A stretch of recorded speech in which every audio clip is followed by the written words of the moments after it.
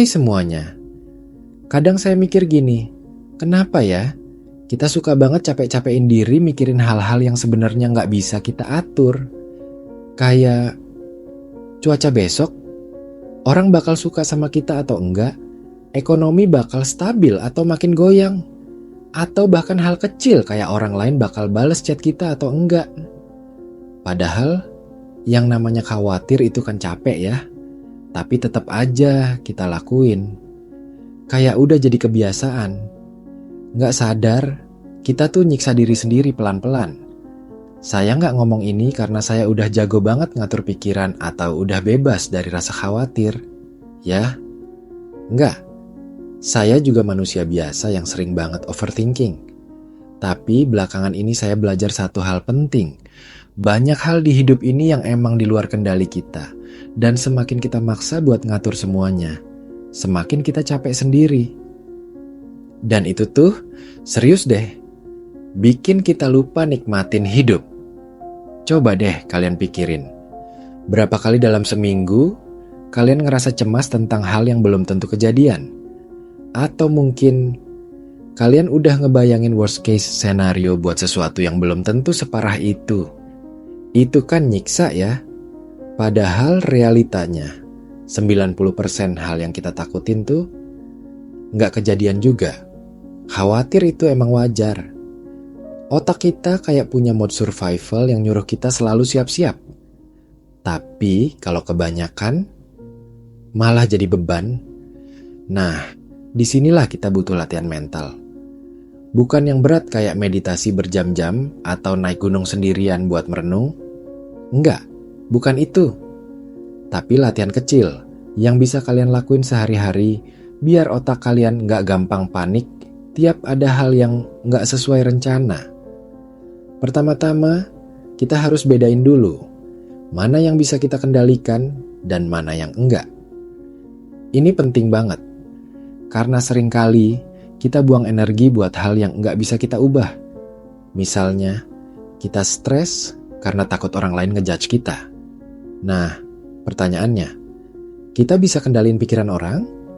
Ya enggak, kan? Yang bisa kita kendaliin cuma cara kita bereaksi. Kalau kita tahu kita udah ngelakuin yang terbaik, ya udah. Sisanya, urusan mereka. Kalian juga bisa mulai latihan dengan nanya ke diri sendiri tiap kali lagi khawatir. Ini bisa aku atur nggak? Kalau jawabannya enggak, ya udah, lepasin. Nggak gampang, memang. Tapi kayak otot, makin dilatih, makin kuat. Makin sering kita nyadarin bahwa kita punya batas, makin tenang juga hati kita. Latihan berikutnya yang bisa dicoba itu simpel banget, tapi manjur. Tarik napas. Iya, cuma tarik napas dalam-dalam, terus buang pelan-pelan. Ngapain? Biar sinyal ke otak kita berubah dari lagi panik ke semuanya baik-baik aja. Ini bukan sulap, tapi secara biologis emang ada efeknya. Sistem saraf kita tuh punya dua mode waspada dan mode tenang. Dan napas itu kayak tombol saklar di antara dua mode itu. Jadi, jangan remehin teknik napas. Terus, kalian juga bisa latihan buat hidup di saat ini. Banyak dari kita tuh stres karena mikirin masa depan yang belum kejadian atau nyesel soal masa lalu yang udah lewat. Padahal yang kita punya cuma hari ini. Sekarang. Detik ini. Coba deh, sesekali perhatiin hal kecil kayak suara angin, aroma kopi, atau cahaya matahari pagi. Itu semua nyata. Dan ketika kita hadir di momen sekarang, kita jadi nggak tenggelam di dalam pikiran yang muter-muter terus. Kadang kita mikir, gimana kalau nanti gagal? Atau gimana kalau semua yang saya usahain sia-sia? Tapi coba deh, dibalik pertanyaannya jadi, gimana kalau ternyata semua ini justru bawa saya ke tempat yang lebih baik?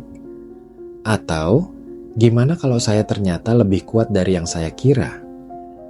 Kita tuh bisa belajar buat ganti narasi di kepala. Dan itu latihan yang sangat berguna buat menjaga mental tetap waras. Saya juga percaya kalau kita bisa banyak belajar dari hal-hal sederhana. Misalnya, dari tanaman. Tanaman tuh nggak stres mikirin apakah besok hujan atau enggak. Dia cuma tumbuh sesuai waktunya. Nggak maksa, nggak buru-buru, tapi terus naik, pelan-pelan. Kita juga bisa kayak gitu. Fokus tumbuh, tanpa harus kontrol segalanya. Dan satu lagi yang sering saya ulang ke diri sendiri. Tenang, ini bukan akhir segalanya. Kadang, kita merasa hidup kita runtuh hanya karena satu hal nggak sesuai ekspektasi. Padahal hidup terus jalan. Banyak hal baik masih bisa kejadian, asalkan kita nggak menyerah. Jadi, jangan buru-buru nyimpulin bahwa semuanya kacau cuman karena satu masalah. Hal lain yang nggak kalah penting adalah membatasi paparan dari hal-hal yang bikin kita tambah cemas. Misalnya, scroll berita yang isinya negatif terus. Atau ngelihat media sosial orang lain yang hidupnya kelihatan sempurna banget. Itu tuh racun pelan-pelan. Kita jadi ngerasa nggak cukup, ngerasa gagal. Padahal realitanya nggak segitu indah juga. Jadi, kurangi konsumsi hal yang nggak sehat buat pikiran. Kita juga bisa belajar buat nerima bahwa hidup nggak harus selalu mulus. Kadang ada badai, kadang terang. Dan itu normal. Tapi kalau kita bisa belajar buat berdiri tegak meskipun angin kencang, kita akan jadi jauh lebih kuat. Yang penting bukan gimana cara ngilangin badai, tapi gimana kita nyiapin payungnya. Dan buat kalian yang merasa sering banget overthinking, saya cuma mau bilang, kalian gak sendirian. Banyak orang juga ngalamin hal yang sama. Tapi kabar baiknya, ada harapan. Kita bisa berubah pelan-pelan. Kita bisa belajar buat lebih sabar sama diri sendiri dan kasih ruang buat gagal.